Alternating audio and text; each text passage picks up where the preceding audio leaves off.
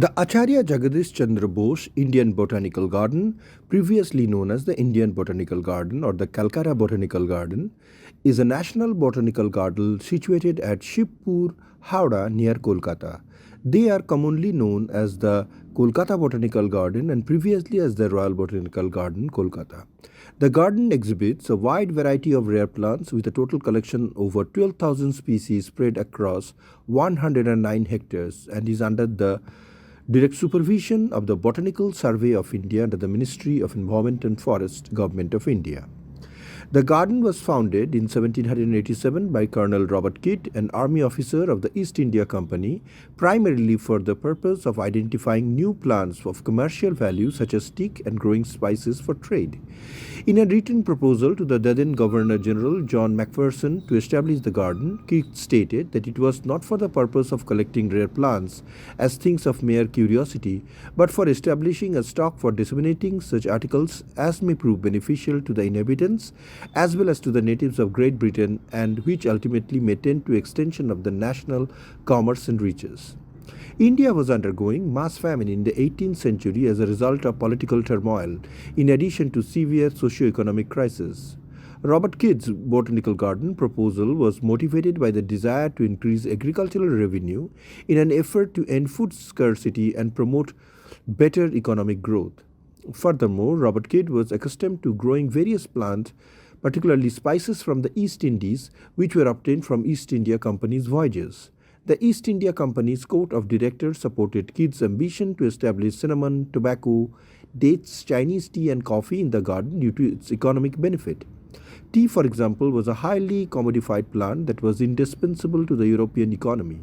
The indigenous tea plants of India were not able to produce in mass quantities, leading to the kidnapping of Chinese gardeners and their tea plants. Chinese tea was first transplanted to the Calcutta garden, and larger tea plantations in Ooty and Nilgiris were established by forcing the people of Assam and Ooty to relocate. Additionally, cacti such as Nepal were imported from Mexico and established in the garden to produce textile dyes and industry which Spain dominated. Joseph Dalton Hooker mentioned about the botanical garden as amongst its greatest triumph may be considered the introduction of tea plant from China. The establishment of the tea trade in the Himalayas and Assam is almost entirely the work of the superintendent of the gardens of Kolkata and Saharanpur, now Saharanpur. A major change in policy, however, was introduced by the botanist William Roxburgh after he became the superintendent of the garden in 1793. Roxburgh brought in plants from all over India and developed an extensive herbarium. These collection of dried plant specimens eventually became the Central National Herbarium of the Botanical Survey of India, which now comprises more than 2.5 lakh items. During the early years of the garden, Joseph Dalton Hooker suggested that contributed more useful and ornamental tropical plants to the public and private gardens of the world than any other established before or since.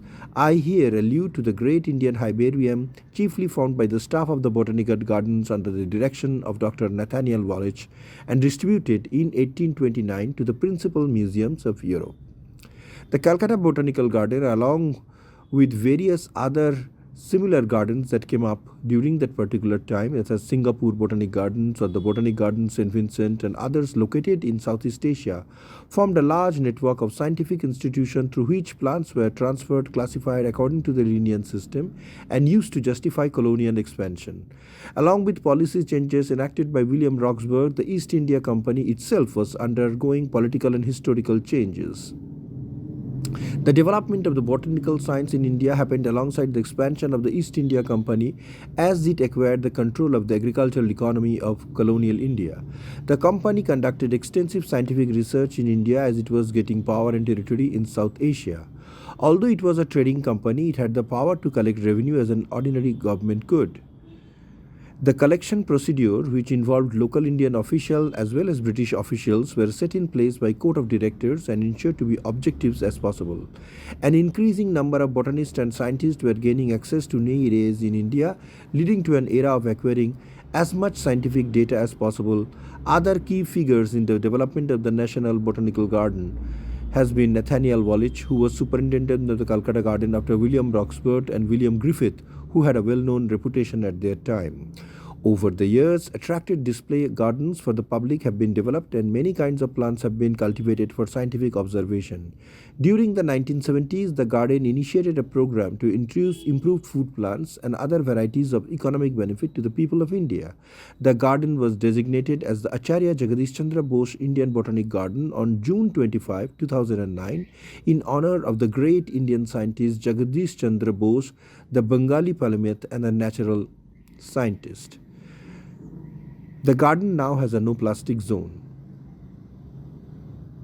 Among the major attractions of the gardens are the best known landmark as the Great Banyan, an enormous banyan tree that is reckoned to be the largest tree in the world at more than 330 meters in circumference. It particularly inspired the novel Hothouse by Brian Aldiss. The gardens are also famous for their enormous collection of orchid, bamboos, palms and the plants of the screw pine genus, the pandanus.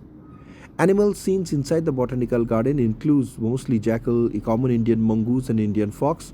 Many species has also been reported in the garden, along with a wide diversity of local birds who have made this garden their permanent resident home.